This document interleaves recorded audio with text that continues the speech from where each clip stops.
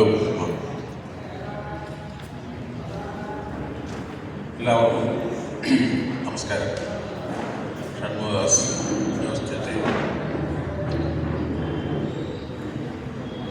അങ്കമാലിയിലെ ഈ സൊസൈറ്റിയുടെ 50-ാം വാർഷികമാണ് ഇന്ന്. 50-ാമത്തെ വർഷം.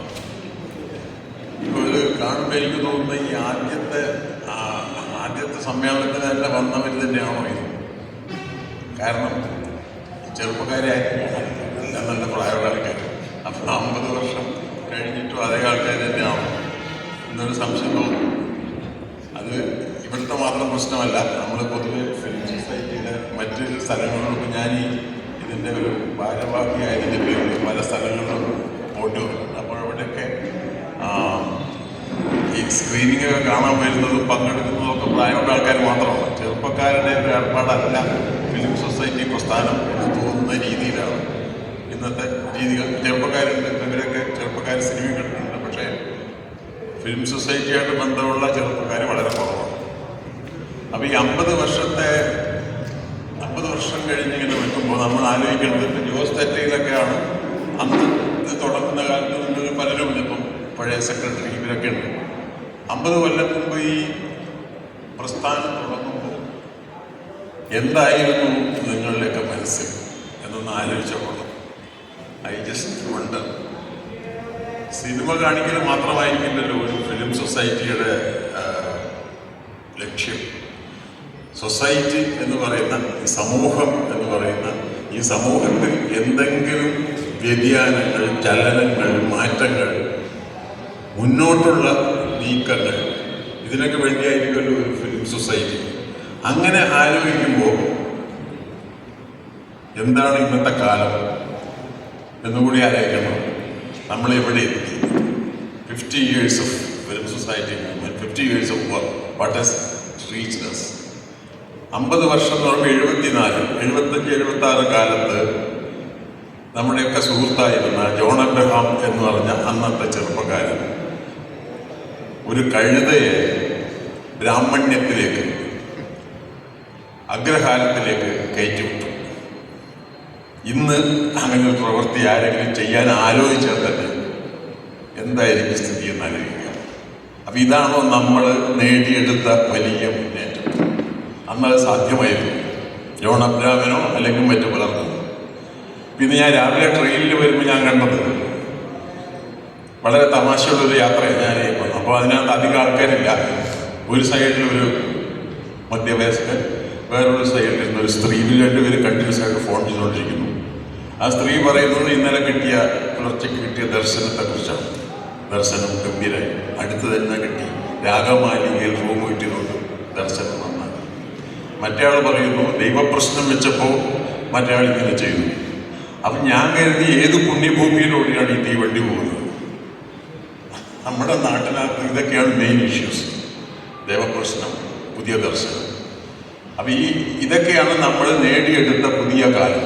ഇപ്പം നമ്മളെ ഏറ്റവും കൂടുതൽ അന്നില്ലാതിരുന്ന, ഞാൻ ഈ ജോൺ അബ്രഹാമിൻ്റെ എക്സാമ്പിൾ പറയാൻ കാരണം അന്നില്ലാതിരുന്ന ഒരു വലിയ ഒരു ഫാക്ട് എന്നുള്ളത് എന്താണെന്ന് വെച്ചാൽ ഈ ഭക്തന്മാരുടെ മനസ്സ് നൊന്താൽ ആകെ പ്രശ്നം.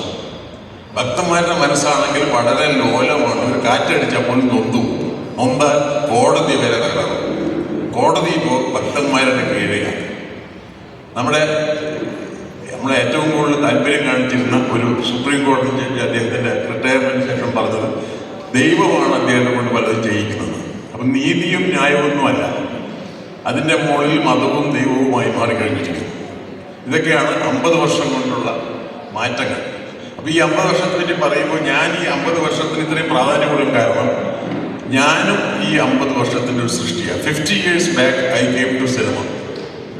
എൻ്റെ സിനിമാ പ്രവേശവും ഇത് 50 വർഷമായിട്ട്. 74 അവസാനം, ജോസ് പറഞ്ഞു 74 അവസാനം, കൃത്യമായി 74 അവസാനമാണ് ഞാൻ PA ബക്കറിൻ്റെ കൂടെ, ബക്കർജിയുടെ കൂടെ, പവിത്രൻ്റെ കൂടെ ചേർന്ന് കബനി നദി ചുവന്നപ്പോൾ എന്ന സിനിമയുടെ പ്രവർത്തനങ്ങൾ ആരംഭിക്കുന്നത്. അതിൻ്റെ ആദ്യകാല സഹസംവിധായകനും പിന്നീട് നടനുമായി മാറിയ ഒരാളാണ് ഞാൻ. അപ്പം അന്ന് കബനി നദിയുടെ ചർച്ച നടക്കുമ്പോഴും ഞങ്ങൾ ആ സിനിമ ചെയ്യുമ്പോഴും ഞങ്ങളുടെ അയൽക്കാരനായി പകുതി ആയ ഒരു കഴുതയുമായി ജോൺ ചുറ്റുപാടുണ്ടായിരുന്നു. ഒരു സിനിമ ചെയ്തതിൻ്റെ ക്ഷീണവുമായി ഭരതനുണ്ടായി. ഇതൊക്കെയായിരുന്നു അന്നത്തെ ഞങ്ങളുടെ ഒരു ഗ്രൂപ്പ്. അപ്പം അന്ന് ഞങ്ങൾ അസന്തുഷ്ടരായിരുന്നു സിനിമയുടെ പേരിൽ. കാരണം അന്നത്തെ പ്രഖ്യാപിതമായ ഞങ്ങളുടെ മനസ്സിൽ പ്രഖ്യാപിതവും എസ്റ്റാബ്ലിഷ്ഡുമായിട്ടുള്ള അരവിന്ദൻ്റെയും അടൂർ ഗോപാലകൃഷ്ണൻ്റെയും സിനിമയെക്കാളും ഞങ്ങൾക്ക് താല്പര്യം ഭ്രാന്തമായ KP കുമാരൻ്റെ സിനിമയായി അതിഥി. ഞങ്ങൾ അതിൻ്റെ കൂടെയായിരുന്നു. അപ്പം അത് ഒരിക്കലും ഒരു മെജോറിറ്റിയുടെ കൂടെയല്ല. ഞങ്ങൾക്ക് അന്ന് ശ്യാമനകളുടെ സിനിമ വലിയ താല്പര്യം ഉണ്ടാക്കിയിട്ടില്ല. നിശാന്തൊക്കെ കബനി നദിയുടെ ഷൂട്ടിംഗ് സമയത്താണ് ഞാൻ കണ്ടത്. നസ്രുദ്ദീൻ ഷായുടെയും സ്മിത പട്ടേലിൻ്റെയും പുതിയ പെർഫോമൻസ് ഒഴികെ ആ സിനിമയിൽ വിശേഷം ഞങ്ങൾക്ക് കാണാൻ സാധിച്ചില്ല. മാത്രമല്ല, ആ കാലത്ത് പൂന ഫിലിം ഇൻസ്റ്റിറ്റ്യൂട്ടിൽ നിന്ന് പാസ്സായി വന്ന നമ്മുടെ പല സംവിധായകരുടെയും സിനിമകളിൽ വേണ്ടാത്തൊരു ബലപ്പെടുത്തുണ്ടായിരുന്നു. മിണ്ടാതിരിക്കുന്നൊരു സ്വഭാവം ഉണ്ടായിരുന്നു. അത് സത്യജിത്രയെ ഇവരെല്ലാവരും ഉയർത്തി പറഞ്ഞാലും സത്യജിത്രയുടെ സിനിമ കണ്ടാതുണ്ടായിരുന്നില്ല. സത്യജിത്ര ഇപ്പോൾ ഞാൻ ആലോചിക്കുന്നു, ജയ് മാഷ്കര ജയ് ഫാലുനാഥ് എന്ന് പറഞ്ഞ ഒരു കള്ളസ്വാമിയെ പറ്റിയുള്ളൊരു സിനിമ സത്യജിത്രയുടെ സിനിമയിൽ ട്രെയിനിനകത്തിരുന്ന ആ സ്വാമി കാലത്ത് എഴുന്നേറ്റ് ഷട്ടർ തുറന്നിട്ട് ഉഠോ എന്ന് പറയുക. ഉഠോ എന്ന് പറയുമ്പോൾ സൂര്യൻ പൊങ്ങി വരും. ഇത് സിനിമയ്ക്ക് മാത്രം സാധ്യമായ സത്യജിത്രയുടെ കുസൃതിയാണ്. ഇത്തരം കുസൃതികൾ നമ്മുടെ ആ കാലത്തെ സിനിമകളിൽ ഉണ്ടായിരുന്നത്. നമ്മുടെ സിനിമകളിൽ ഇങ്ങനെ ബലം പിടിച്ച് മിണ്ടാട്ടം, ആരും മിണ്ടൂല. അവസാനം അരവിന്ദനായിരുന്നു ഇതിനൊരു ചെറിയ മാറ്റം വരുത്തി. പക്ഷെ അരവിന്ദനും മിണ്ടാതിരിക്കാൻ വളരെ നിർബന്ധമായിരുന്നു. അവസാനം ആ കാലത്ത് ഒരു തമാശ തന്നെയുണ്ട്. കാഞ്ചനസീതയിലെ കുതിരയെ നീയെങ്കിൽ എന്തെങ്കിലും ഉണ്ട് എന്ന് നാട്ടുകാർ പറഞ്ഞതായി കഴിഞ്ഞു. ആ രീതിയിൽ മിണ്ടാതിരുന്നില്ല. അപ്പം അങ്ങനെ എന്തൊക്കെയോ തരം പ്രശ്നങ്ങൾ. നമ്മൾ ഒരു ഫൗൾ എന്ന് പറയുന്ന വാൻകോഴി ഒരു ബെഡ്റൂമിലേക്ക് കയറി വരുന്ന ബുനുവലിൻ്റെ സിനിമ. അതിലൊരു കാഴ്ച നമ്മുടെ സിനിമകളിൽ നമുക്ക് ആലോചിക്കാൻ പോലും പറ്റില്ല. കാരണം അത് റിയാലിറ്റി അല്ല. നമ്മൾ വല്ലാതെ റിയാലിറ്റിയുമായിട്ട് ബന്ധപ്പെട്ടായിരുന്നു ആ കാലത്ത് സിനിമകൾ ചെയ്തിരുന്നത്. റിയാലിറ്റിക്ക് അപ്പുറത്തേക്ക് കടക്കാൻ വലിയ ഭയമായിരുന്നു. അപ്പോൾ അതിന് ഒരു മാറ്റം. അന്ന് AG ജോർജൊക്കെ വാസ്തവത്തിൽ സ്വപ്നാണെന്ന് പറഞ്ഞൊരു സിനിമ ഓഫ്കോഴ്സ് ഒരു ഇൻസ്റ്റിറ്റ്യൂട്ട് സിനിമയായിരുന്നു. ബാക്കി ജോർജിൻ്റെ ആ കാലത്തെ സിനിമകളൊക്കെ വളരെ മോശമായിരുന്നു. ജോർജ് സിനിമ നന്നായി എടുക്കാൻ തുടങ്ങിയത് പിന്നീട്. ആ കാലത്ത് വ്യാമോഹം, പോലീസുകാരൻ്റെ മകൾ എന്നൊക്കെ പറഞ്ഞ് വളരെ തരംതാണ സിനിമകൾ അദ്ദേഹം. അപ്പം നമുക്ക് ആ കാലത്ത് ഒരു റോൾ മോഡലൊന്നും ഉണ്ടായിരുന്നില്ല. എങ്കിലും ഞങ്ങൾ ട്രൈ. ഞാനും പവിത്രനും ബക്കർജിയുടെ ഈ സിനിമയോടുകൂടി ഞങ്ങൾക്ക് വലിയ താല്പര്യമൊന്നുണ്ടായിരുന്നു. ഞങ്ങൾ ബക്കർജിയുടെ സിനിമയുടെ വിപ്ലവ അംശം പോരാ എന്നുള്ള അഭിപ്രായക്കാരായിരുന്നു. ആ കാലത്ത് മൈക്കൽ ആഞ്ചലോ ആന്റോണിയുടെ സാട്രിസ്കി പോയിന്റ് എന്ന് പറഞ്ഞൊരു സിനിമ പലരും കണ്ടു കാണും. ആ സിനിമയുടെ എൻഡ് വാസ്തവത്തിൽ കബനി നദിയുടെ എൻഡുമായിട്ട് ഏതൊക്കെയോ തരത്തിൽ ചേർന്ന് വരും. ബക്കർജി ആ സിനിമ കണ്ടിട്ടില്ല, ഞങ്ങൾ ഈ സിനിമ കണ്ടിട്ടുണ്ട്. അപ്പം അതിൽ കബനി നദിയിൽ സംഭവിക്കുന്നത് കാമുകൻ നഷ്ടപ്പെട്ട് കഴിഞ്ഞപ്പോൾ ആ സ്ത്രീ തിരിഞ്ഞു നിൽക്കുന്നതിൻ്റെ ഒരു ഷോട്ടിലാണ് കബനി നദി അവസാനിക്കുന്നത്. വേറെ മൈക്കൽ ആഞ്ചലോ ആന്റോണിയുടെ പടത്തിൽ ഇതേപോലെ ഒരു കാമുകനെ നഷ്ടപ്പെട്ട ഒരു പെൺകുട്ടി അവൾ കണ്ണു തുറന്ന് നോക്കുമ്പോൾ അവളുടെ ചുറ്റും ഈ ഹൈ ലിവിങ്ങിൻ്റെതായിട്ടുള്ള ഒരുപാട് സിമ്പിൾസ്, ഓരോ ഇമേജസ്, അതായത് ഫ്രിഡ്ജ്, അത്തരം സാധനങ്ങളൊക്കെ പൊട്ടിത്തെറിച്ച് നശിക്കുന്നതായിട്ടാണ് കാഴ്ചയിലൂടെ അവൾ അതിലേക്ക് പൊട്ടിക്കുന്നതായിട്ടായിരുന്നു കാണിച്ചത്. ആ തരത്തിലുള്ള ഒരു വിപ്ലവ അഭിവാഞ്ഛയായിരുന്നു എൻ്റെയും പവിത്രൻ്റെയും മനസ്സിലാക്കാൻ. ബക്കർജി ഞങ്ങളെ അതൊക്കെ മാറ്റി അദ്ദേഹത്തിൻ്റെ രീതിയിലുള്ള സിനിമ ചെയ്യും. ഞങ്ങളുടെ മനസ്സിൽ ഞങ്ങൾ ആ കാലത്ത് ചെയ്യാൻ ഉദ്ദേശിച്ചിരുന്ന സിനിമയുടെ പേര് ചേ എന്നായിരുന്നു. ചേ ഗുവേരയെ കുറിച്ച് സിനിമ എടുക്കാനായിട്ട് ഒരുങ്ങി പുറപ്പെട്ട രണ്ടാൾക്കാരായിട്ട് ഞങ്ങൾ. പക്ഷേ ഒന്നും സംഭവിച്ചില്ല. ഞങ്ങളുടെ സുഹൃത്തായ ചെന്തരവി പറയും, ഇവർ രണ്ടാളും ചേയെ പറ്റി സിനിമ എടുക്കാൻ വേണ്ടി വരുന്ന ആരോരാളെടുത്ത് വരുന്ന കൃഷ്ണൻകുട്ടി എടുത്ത് ചേയുടെ അഡ്രസ് ഇല്ല. അങ്ങനെ മാറിപ്പോയി. പക്ഷേ ഈ തരം ശ്രമങ്ങളായിരുന്നു ഞങ്ങൾ. ഈ ശ്രമങ്ങളുടെയൊക്കെ കൂടെ നമുക്ക് സിനിമ എന്നത് പ്രത്യേകിച്ചും ഒരു ഇന്ത്യൻ സബ് കോണ്ടിനെന്റിൽ അല്ലെങ്കിൽ അന്ന് വ്യക്തമായി അറിയപ്പെട്ടിരുന്ന തേർഡ് വേൾഡ് എന്ന് പറഞ്ഞ ഒരു സ്ഥലത്ത് സിനിമ ദാരിദ്ര്യവുമായിട്ട് വളരെയധികം ബന്ധപ്പെട്ടിരുന്നു, വിശപ്പുമായിട്ട് വളരെയധികം ബന്ധപ്പെട്ടിരുന്നു. ഇതൊക്കെയായിരുന്നു നമ്മുടെ ഇഷ്യൂസ്. ഇതിൽ നിന്നും മാറി എക്സിസ്റ്റൻഷ്യൽ ദുഃഖ പ്രശ്നങ്ങളൊന്നും ചർച്ച ചെയ്യാൻ ആ കാലത്ത് സാധ്യമായിരുന്നില്ല. ഇന്നും സാധ്യമാവുമെന്ന് എനിക്ക് അറിഞ്ഞൂടാ. അപ്പൊ സിനിമയ്ക്ക് ആ തരം ഒരു മാനമായിരുന്നു നമ്മൾ കൊടുക്കാൻ ശ്രമിച്ചിരുന്നത്. പക്ഷെ നമ്മുടെ ചുറ്റും നടക്കുന്ന അന്ന് തമാശ എന്താണെന്ന് വെച്ചാൽ ഈ കബനി നദി ചുവന്നപ്പോൾ സിനിമ ഞങ്ങൾ ചെയ്യുമ്പോൾ എമർജൻസി ആയിരുന്നു. നമ്മുടെ ഇന്ത്യൻ ഡെമോക്രസിയുടെ ഏറ്റവും മോശമായ സമയമായി പറയുന്നത് എമർജൻസിയുടെ കാലത്താണ് ഒരു നക്സലൈറ്റിനെ വെച്ചുള്ളൊരു സിനിമ, നക്സലൈറ്റിനെ പ്രധാന കഥാപാത്രമാക്കിയ ഒരു സിനിമ P.A. ബക്കർ എടുത്തത്.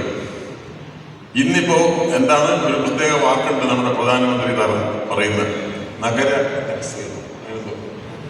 അങ്ങനെ എന്തോ ഒരു വാക്കുണ്ട്. അതായത് എന്തെങ്കിലും ഒരാൾ എതിർത്തൊരു വാക്ക് പറഞ്ഞാൽ അവൻ നഗര നക്സലാവും എന്ന് പറയുന്ന ഒരു കാലത്താണ് ഇപ്പോൾ നമ്മൾ നിൽക്കുന്നത്. ഇത് എമർജൻസി അല്ല എന്നാണ് പറയുന്നത്. ഇത് വളരെ നല്ല ഡെമോക്രസിയുടെ ഗോൾഡൻ പീരീഡാണ്. ഈ ഗോൾഡൻ പീരീഡിനേക്കാൾ എത്രയോ ഭേദമായിരുന്നു നമ്മുടെ എമർജൻസി എന്ന് പേര് വിളിക്കപ്പെട്ടിരുന്നത്. അവിടെ ഓഫ്കോഴ്സ് ഒരുപാട് എമർജൻസിയെ ന്യായീകരിക്കില്ല. പക്ഷെ അപ്പോഴും P.A. ബക്കറിനെ പോലൊരാൾക്ക് മലയാളത്തിൽ സിനിമ എടുക്കാൻ പറ്റിയിരുന്നു. ജോൺ അബ്രഹാമിനെ പോലൊരാൾക്ക് തമിഴ് മലയാളം സിനിമകൾ എടുക്കാൻ പറ്റിയിരുന്നു. അല്ലെങ്കിൽ ഗോപാലകൃഷ്ണനോ അരവിന്ദനോ സിനിമകൾ ചെയ്യാൻ സാധ്യമായിരുന്നു. ഇന്ന് ഇവർക്കൊന്നും ഇപ്പം ഇവരൊന്നും ഉണ്ടായിട്ടല്ല. ഗോപാലകൃഷ്ണൻ ഓഫ്കോഴ്സ് പ്രായമായി, എനിക്കും പ്രായമായി, ഞങ്ങളൊക്കെ പ്രായമായി മാറിയ ആൾക്കാർ. പക്ഷെ ഇന്നത്തെ പുതിയ തലമുറ ഏതർത്ഥത്തിലാണ് ഈ എലമെന്റ്സ് നമ്മുടെ ചുറ്റും നടക്കുന്ന ജീവിതങ്ങളെ എങ്ങനെയാണ് കാണുന്നത് എന്നറിയാൻ വലിയ താല്പര്യമില്ല. കാരണം ഈ അവസ്ഥകളെ മറികടക്കണമെങ്കിൽ ഇപ്പം നമ്മുടെ നാട്ടിൽ നടക്കുന്നത് വാസ്തവത്തിൽ നമ്മുടെ മുമ്പിൽ നിന്ന് മറഞ്ഞുപോയ ഏറ്റവും വലിയ വികാരം ഷെയിം എന്ന് പറഞ്ഞൊരു വികാരം. ഒരു ഷെയിംലെസ് ആയ സൊസൈറ്റിയായി നിരന്തരമായി പരിണമിച്ചുകൊണ്ടിരിക്കുകയാണ് നമ്മുടെ മഹാഭാരതം. അതിൻ്റെ ഏറ്റവും നല്ല എക്സാമ്പിൾ നമ്മൾ ഈ കഴിഞ്ഞ ഇലക്ഷൻ സമയത്തൊക്കെ കണ്ടു. പത്രക്കാരെ മുഴുവൻ നിർത്തിക്കൊണ്ട് നമ്മുടെ പ്രധാനമന്ത്രി പറയുന്നു മഹാത്മാഗാന്ധിയെ നാട്ടുകാരറിഞ്ഞത് ആ സിനിമയിലൂടെയാണ്. ഗാന്ധി എന്ന് പറഞ്ഞ സിനിമ വന്നപ്പോഴാണ് ഗാന്ധിയെ പറ്റി ആൾക്കാർ അറിഞ്ഞതെന്ന് എന്ന വാക്കുകൾ വെട്ടിപ്പിഴുകി യാതൊരു റിയാക്ഷനും ഇല്ലാതെ ഷെയിംലെസ്സായി ഇരിക്കുന്ന മീഡിയ പേഴ്സൺസിനെയാണ് നമ്മൾ കാണുന്നത്. ഈ ഷെയിംലെസ്നെസ് ആണ് നമ്മുടെ ഇന്ത്യയുടെ ഇന്നത്തെ പ്രധാന പാത്രം. കുറേ വർഷങ്ങൾക്ക് മുമ്പ് ഞാനൊരു സിനിമ ചെയ്തു, കഥാവശേഷം. ആ കഥാവശേഷനിൽ ആ സിനിമ അവസാനിക്കുന്നത് ഒരു മനുഷ്യൻ ആത്മഹത്യ ചെയ്യുന്നത് for the shame of being alive. അന്ന് ഞാൻ മുഴുവൻ എഴുതിയത് for the shame of being alive in Gujarat, in India after Gujarat എന്നായിരുന്നു. ഇൻ ഇന്ത്യ ആഫ്റ്റർ ഗുജറാത്ത് എന്നുള്ളത് സെൻസർ ബോർഡ് എടുത്തു കളഞ്ഞു. ഷെയിം ഓഫ് ബീയിങ് അലൈവ് മാത്രമാണ് അവർ വെച്ചത്. ഇപ്പം എനിക്ക് തോന്നുന്നു ആ സെൻസർ ബോർഡിന് വലിയ ഒരു ഫോർസൈറ്റഡ്നെസ് ഉണ്ടായിരുന്നു. കാരണം ഇൻ ഗുജറാത്ത് എന്ന് പറയണ്ട, ഇന്ത്യ മുഴുവൻ ഷെയിംലെസ് ആണെന്ന് അന്നേ ആ സെൻസർ ബോർഡ് മനസ്സിലാക്കിയത്. അതുകൊണ്ടാണ് എൻ്റെ പടത്തിൻ്റെ സാധനം കട്ടിരുന്നത്. അപ്പം നമ്മൾ അതിലൂടെയാണ് നമ്മൾ ജീവിക്കുന്നത്. അതിനെ എങ്ങനെ എതിർക്കും? അപ്പം എന്തിനാണ് നിങ്ങൾക്ക് സംശയം തോന്നുന്നത്? എന്തിനാണ് ഈ ഫിലിം സൊസൈറ്റി 50-ാം വർഷത്തിലേക്കാണ് ഇങ്ങനെ സംസാരിക്കുന്നത്? ഇതൊക്കെ പോക്കാണെങ്കിൽ പിന്നെ എന്തിനാണ് ഈ സംഭവം? ഞാൻ FFSയുടെ വൈസ് പ്രസിഡന്റ്. ഇതെല്ലാവരും vice president nothing just is going to happen. സംഭവിക്കും. എല്ലാം അവസാനിച്ചിട്ടൊന്നുമില്ല. മനുഷ്യന് സ്വപ്നം കാണാൻ കഴിയുന്നിടത്തോളം നമ്മുടെ സ്വപ്നങ്ങളിൽ കൂടുതൽ ഭ്രാന്തമായ സ്വപ്നങ്ങൾ കാണും. നമ്മുടെ ഭ്രാന്തമായ സ്വപ്നങ്ങളിൽ ചിലപ്പോൾ മോളിൽ ഇറങ്ങി വന്ന നമ്മുടെ പ്രധാനമന്ത്രിയെ പോലും ഒരു ബയോളജിക്കൽ ബീയിങ് ആക്കാൻ നമ്മുടെ സ്വപ്നങ്ങളിൽ സാധിക്കും. അദ്ദേഹത്തിന് തൊട്ട് കലോടാൻ സാധിക്കും. ഞാനിപ്പോൾ പെട്ടെന്ന് ആലോചിച്ചു പോയത് ഫെഡറിക്കോ ഫെല്ലനി എന്ന് പറഞ്ഞ മഹാനായ ഫിലിം മേക്കറുടെ ഒരു പടമുണ്ട്. പടത്തിൻ്റെ പേരുകളൊക്കെ എൻ്റെ ഇങ്ങനെ മാറിപ്പോകും. അമർകോഡ്, ഐ റിമെമ്പർ എന്നാണ് അമർകോഡിൻ്റെ പേര്. അമർകോഡിൽ ഭ്രാന്തനായ ഒരു കഥാപാത്രം. അത് ഈ കഥ പറയുന്ന പയ്യൻ്റെ അച്ഛൻ്റെ അനുജനോ മറ്റോ. അയാൾക്ക് ഭ്രാന്ത് പിടിച്ചപ്പോൾ അയാൾ ഒരു മരത്തിൻ്റെ മുകളിൽ കയറി ഇരുന്ന് ഉറക്കെ വിളിച്ചു പറഞ്ഞു, ഐ വാണ്ട് എ വുമൺ. അപ്പോൾ ഐ വാണ്ട് എ വുമൺ എന്നുള്ള ആ വാക്കുകൾ അവിടെ മുഴുവൻ പ്രതിഫലിക്കുകയാണ്. അപ്പോൾ ഇയാൾ ഈ മരത്തിൽ നിന്ന് ഇറങ്ങാൻ കൂട്ടാക്കുന്നില്ല. അപ്പോൾ ഡോക്ടർ വന്ന് ചികിത്സിക്കണമെങ്കിലും മരത്തിൽ നിന്ന് ഇറങ്ങണം. അപ്പോൾ അവസാനം നല്ല ഹൈറ്റുള്ളൊരു മനുഷ്യനാണ്. ഈ മനുഷ്യനെ മരത്തിൽ നിന്ന് ഇറക്കാനായിട്ട് വളരെ പൊക്കം കുറഞ്ഞ ഒരു കന്യാസ്ത്രീ, അതിൻ്റെ ഒരു ബ്യൂട്ടിഫുൾ ഇമേജാണ്. ഒരു കന്യാസ്ത്രീ, വളരെ പൊക്കം കുറഞ്ഞ കന്യാസ്ത്രീ. അവരൊരു സ്റ്റെയർസ് വെച്ച് മേലെ കയറി ഇയാൾ ഇറങ്ങിക്കൊണ്ടുവരും. ഇറങ്ങിക്കൊണ്ടുവന്ന് ഇയാളെ ഡോക്ടർ പരിശോധിക്കുന്നു. എല്ലാവരും കാത്തു നിൽക്കുന്നു അതിൻ്റെ റിസൾട്ട് അറിയാം. ഡോക്ടർ പറഞ്ഞു, sometimes he is normal, sometimes he is normal, sometimes he is like most of us. ഇതാണ് ഡോക്ടർ കണ്ടുപിടിച്ചത്. അപ്പോൾ മിക്കവാറും സമയത്ത് നമ്മൾ എല്ലാവരും പോലെ ആവുകയും എപ്പോഴെങ്കിലും നോർമൽ എന്ന് പറയുന്ന ഈ ഒറ്റപ്പെട്ടവനാവുകയും ചെയ്യുന്നവനാണ് കലാകാരൻ. ആ കലാകാരന് ഭ്രാന്തമായ സ്വപ്നങ്ങൾ കാണാൻ സാധിക്കും. ആ ഭ്രാന്തമായ സ്വപ്നങ്ങൾ സിനിമയാവും. ആ സിനിമ നാട്ടുകാരിൽ കാണിക്കാൻ സൊസൈറ്റികൾ വരും. അങ്ങനെ നമ്മൾ വീണ്ടും കണ്ടിന്യൂ ചെയ്യും. Thank you very much.